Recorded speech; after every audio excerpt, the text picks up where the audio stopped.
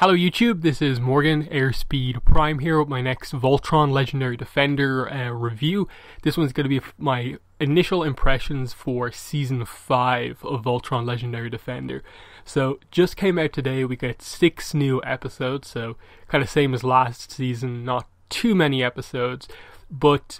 I think the difference between perhaps last season and this season is that this group of 6 episodes was so much more like eventful, impactful, and just overall it felt like so much more happened in these 6 episodes. I was very impressed overall with these episodes. There were very few, I think, low moments over the course of these episodes,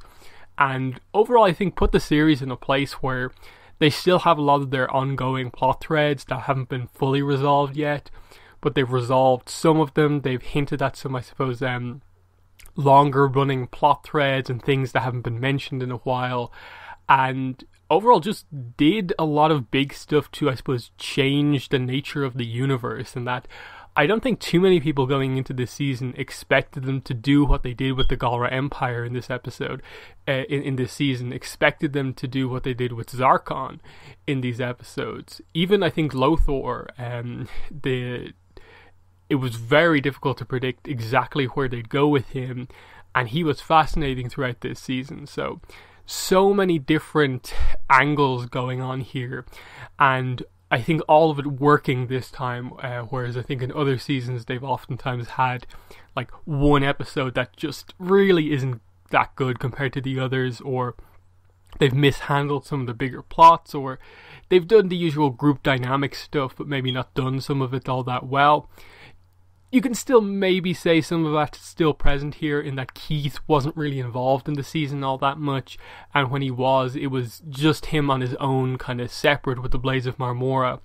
But I think what they've done with this season is kind of put him in a place where, like next season or the season afterwards, they can fully commit to giving us the Keith kind of backstory episode, explaining the full situation with his mother, the stuff that we were teased of a couple of seasons ago, but we missed out on kind of getting the full details on. So, where do we start with this season? I suppose with the fact that they very quickly got into where is Paige and Matt's father, Sam Holt, and we are very immediately involved at okay, Zarkon's back, and he's immediately kind of negotiating this trade. You know, we obviously have a kind of sort of failed initial rescue attempt, and then the offer for a trade comes in because they have Lotor, and Zarkon, of course, has Sam Holt. I think this was the one episode for me this season that wasn't the greatest, because it had the hype of being the, Paige's father episode,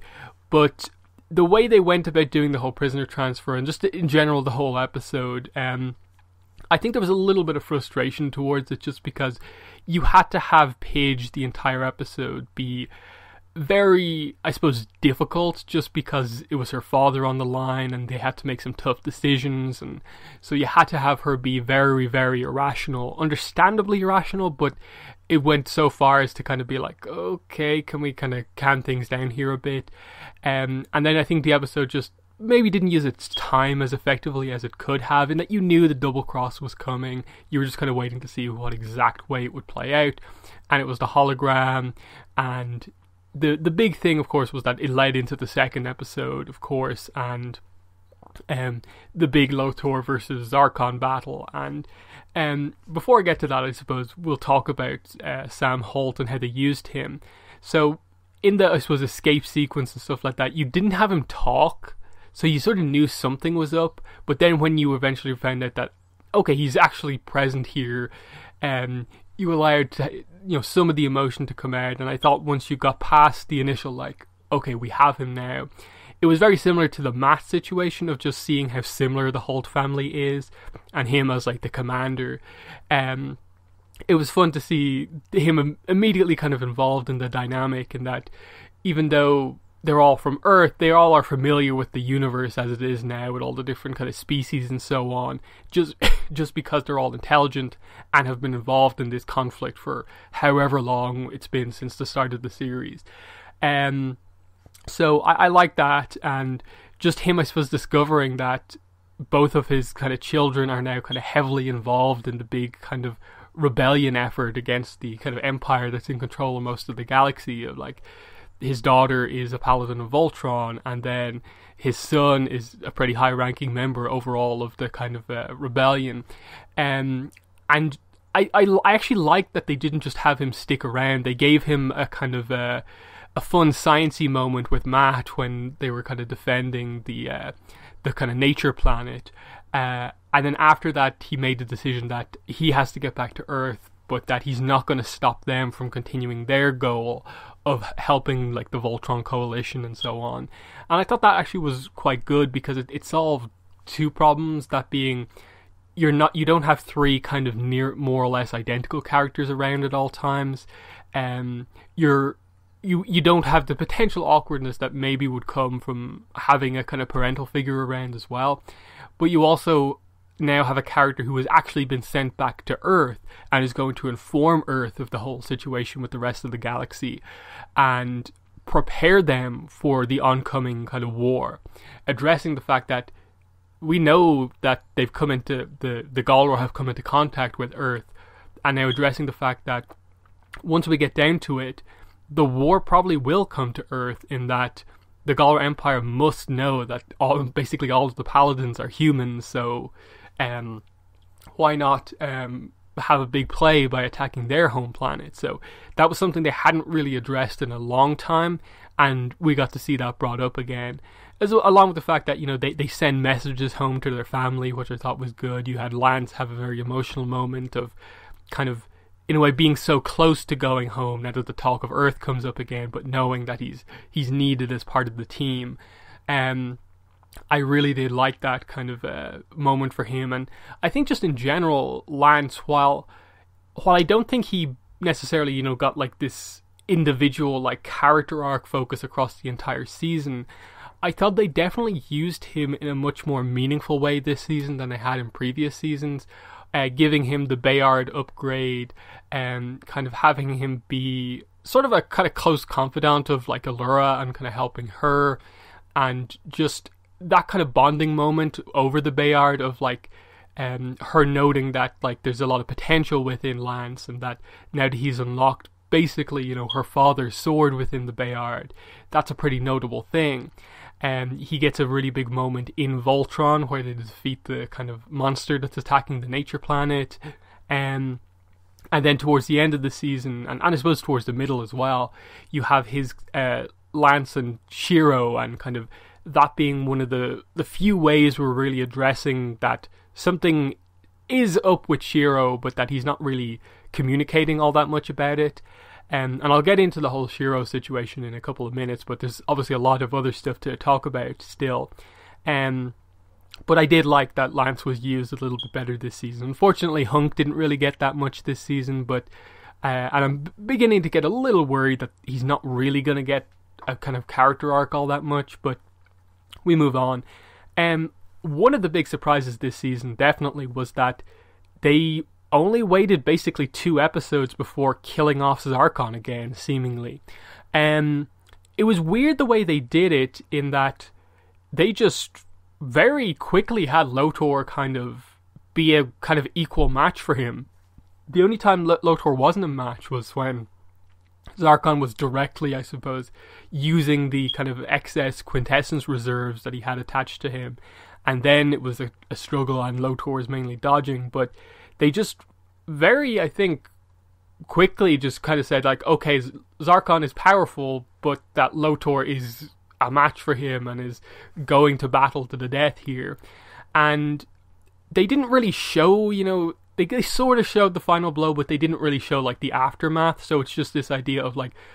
in the aftermath, Lotor kind of saying, you know, I won, and it kind of going around the Galra Empire that Zarkon is dead. But it's not. It's unclear if, like, was his body just left there, or did they take the body again, or what? But either way, it became really known this time that Zarkon was dead, and wasn't just like badly injured like he was the last time we had like a final battle. And that immediately, I think, presented the plot point in the season that was really well done, of just the sort of the turmoil that this created within the Galra Empire, now that there's an actual need to elect a new emperor, and how that is actually done in a culture like the Galra. And I love how they kind of gave you a quick rundown of like the key candidates. Like, here is, you know, the person who has the biggest fleet. Here's a warlord. Here's the person who's the master organizer, who isn't much of a warrior but organizes things so well that he has power on that front. And then you have Hagar making her move by actually bringing Semdak back into things, and he's going to act as kind of her kind of puppet candidate, because she herself can't be a candidate to be ruler because of her bloodline and so on. And that was really interesting over the couple of episodes to just see the Empire kind of, in a way, I'm not fall apart just yet, but immediately be on the verge of falling apart. That just to elect a new ruler, everyone is at kind of odds with each other. But that more or less once a ruler was decided, that it kind of went back to being somewhat peaceful, but still people out for themselves, because obviously with what happened and Lotor becoming the new ruler, there are questions because he's half Altean. And that was a big thing this season with Lotor, of like fully revealing that and adding more to Hagar's character through that, with the sort of flashback sequence she had of her like restoring more of her memories, and I suppose remembering the fact that she actually has a son, and going through her memories and realizing that Lotor is her son. And the constant thing throughout this season of realizing that she cares about Lotor, but is still, we have to remember, is still sort of being possessed by some sort of a dark energy. That, as I think Allura kind of points out to Lotor later on, but he doesn't really believe it, that the idea that this is a kind of corrupted Onerva, that there are kind of two different people basically here, and that there is this kind of evil presence that's actually responsible for most of what's happened to the Galra Empire. And I'm really eager to see when they bring that up again, and how they bring it up, because now that Zarkon is dead, and I don't know if they're going to come back to him or not, it very much switches things to like Hagar being the main kind of villain in play here, because she's the one who seems to know most of the details. She's the one who is still kind of under the kind of possession of the kind of dark energy, but is gradually regaining her actual memories and realizing, I suppose, who she used to be and versus who she is now, and so is having that struggle within herself. We also, I think, very early on in the season got the idea of her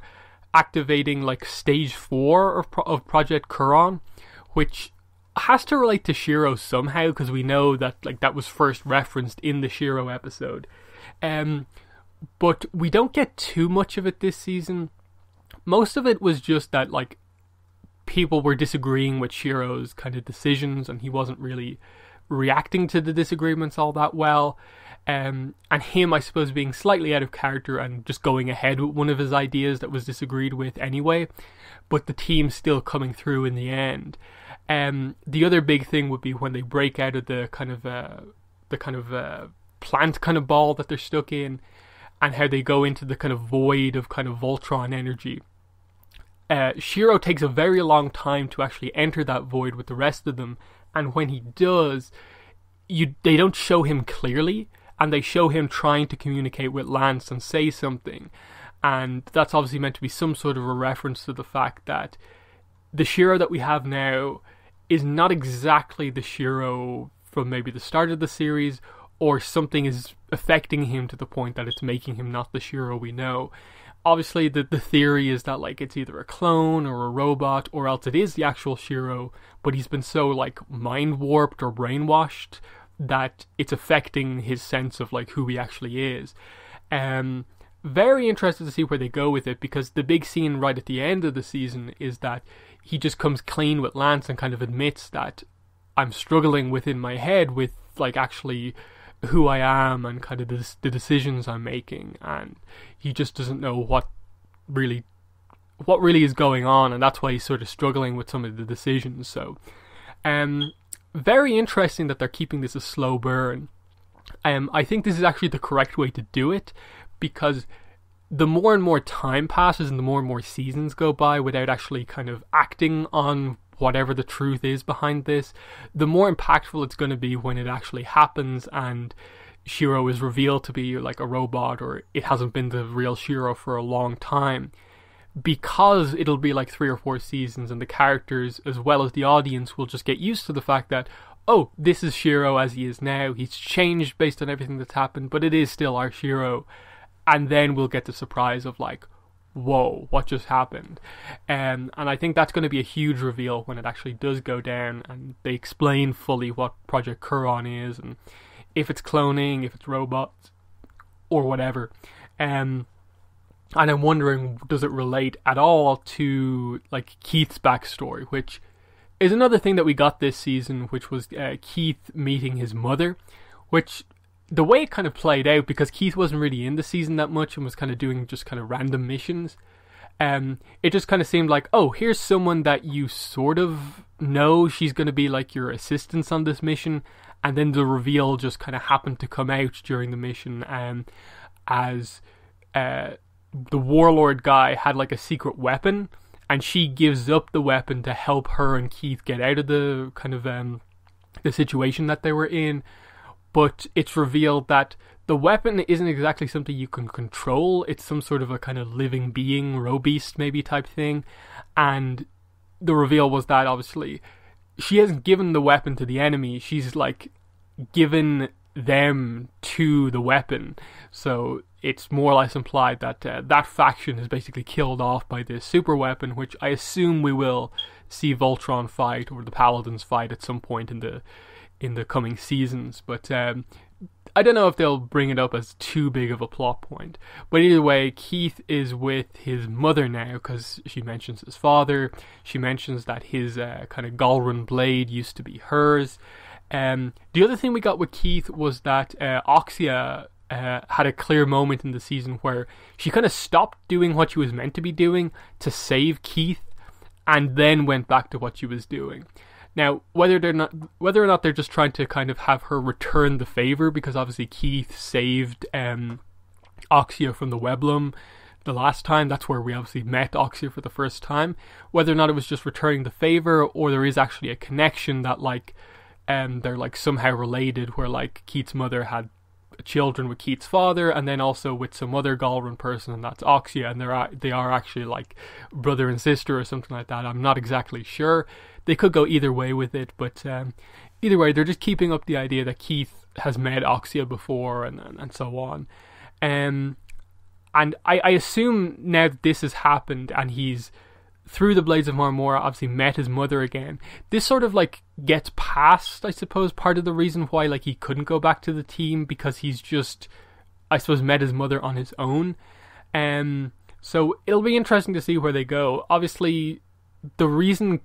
Keith is absent from the team is because Shiro's back in the team, but if they're going to finally activate that plot point with Shiro, the team is going to be in need of someone to pilot the Black Line, so that would obviously make sense to be Keith. But they also sort of hinted that maybe Lotor had the potential to pilot the Black Line, because he was using the Black Bayard in the fight with Zarkon. I don't know if they'll do that or not, or it could be a plot point about them trusting him too much, where they actually let him pilot one of the lines, but I'm not really sure. The other, I suppose, plot point with Lotor that wasn't really brought up that much, it was maybe hinted at, was just the altered reality comet ships that Lotor created weren't really mentioned all that much this season, so they're kind of still out there, and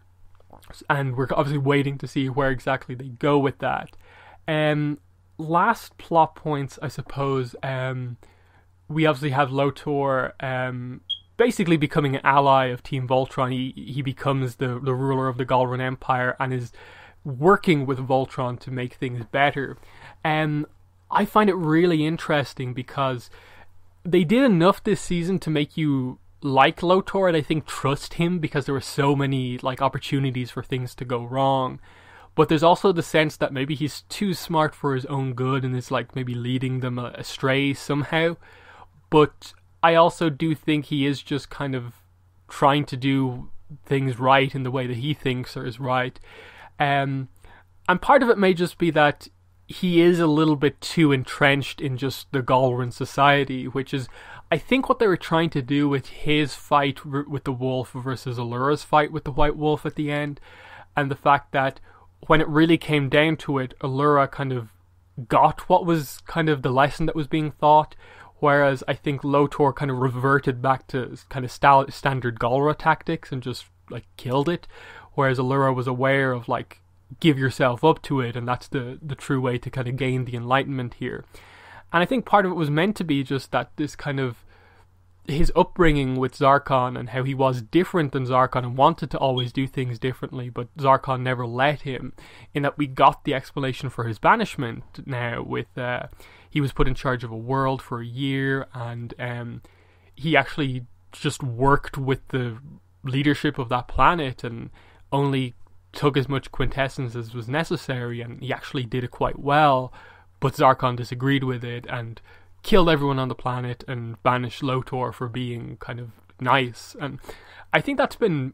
a pretty consistent part of his character since he was introduced, that he likes to try and incorporate people and work with people, but that he does still, I suppose, have a warrior heart, which could be, I suppose, part of maybe his downfall, if maybe there is any. Because he mentions that like his aim here is like, obviously the Empire is doing what it's doing because it wants quintessence, and right now they're gaining that quintessence by basically capturing every world possible and taking it just out of the world, even if that involves destroying it. What if he finds a more scientific way to get quintessence directly out of the kind of world between worlds, or kind of reality altering place where the other energy kind of monster stuff comes from? And he feels that Allura and Altean kind of alchemy is the way to do that, which leads to I suppose the final plot point of the season of them following this kind of secret star map to the place where this kind of legendary location where you can actually learn the secrets of Altean alchemy. And it's revealed obviously by the end that only Alteans who have the mark of the chosen, where their Altean markings light up, we see that Lotor gets his markings, only they can go in, so it leads to Allura and Lotor going in alone. But Allura is the only one who actually gains the knowledge of Altean alchemy coming out of it, but we don't know the full scope of, I suppose, what exactly she learned. Just that the castle was powered down completely before she went in, and she was able to power it back up when she came out. So I think she fundamentally gained a better understanding of like kind of quintessence and energy and how it works, and potentially that she now knows, I suppose, how the lines were made using all the like the comet and Altean alchemy and quintessence and all that sort of stuff. Which is pretty cool, but we'll have to wait and see exactly how it plays out. Because Lotor, I think, did say that he wanted to use Allura's kind of powers to allow him to get the quintessence that the Galra Empire needs, and that would be the best way to bring peace between the I suppose the coalition and the Galra Empire itself. Other than that, I suppose there's lots of other plot points in play here as well, but that's the kind of general gist of how the season went down. As I said, I was pretty impressed. I liked the small character work they're doing with Shiro, Lance, and even Keith to a degree, even though I think they should have used a little bit more. There's lots of little mysteries and kind of subtle character arcs coming into play. I really liked the kind of Galra politics of like how they reacted to the death of Zarkon and how they went about a new leader being elected. I like the moves that Hagar is making in the background, and that she's definitely the one with the most kind of knowledge and power with what's going on. I liked how they used the generals like Oxia, and that they're always sort of in play as like people who could always switch back to Lotor's side but are currently on the side of Hagar. And just in general, there's so many little mysteries that are kind of in play. Like we've started to set up Earth now as potentially being a target, and it'll be fascinating to see when we return how the technology is on Earth, and if they even believe kind of Sam Holt when he comes back and so on. When Earth is properly brought back into play will be very interesting to see. But yeah, we end the season a little bit kind of up in the air of just like, our cliffhanger is just that Allura and Lotor come back, but Lotor doesn't reveal that he kind of, I suppose, failed in his kind of final test, whereas Allura passed hers. And there might be a sense of like, now that he's failed, he's going to have to like use Allura to get what he wants. But he's done enough good where I think you can like trust him to some degree. But I like that it's still sort of up in the air. You're not exactly sure what way to take him. But definitely a unique place to kind of leave us off, in that there's an alliance between the main Galra Empire and Team Voltron, and it's only the like scattered remnants of other factions of the Galra that are kind of still fighting against everyone, while there's still sort of turmoil over who exactly the leader is. I'm very interested to see where Season 6 goes, but they're my initial thoughts on the season. We'll probably be doing a podcast review for this season next weekend on the podcast. But yeah, in the comments, let me know what your thoughts are on this season of Voltron, Season 5. What were your thoughts on all of the mysteries, all of the reveals and stuff like that happened across these 6 episodes? But yeah, that's been the video. Thanks for watching, and bye.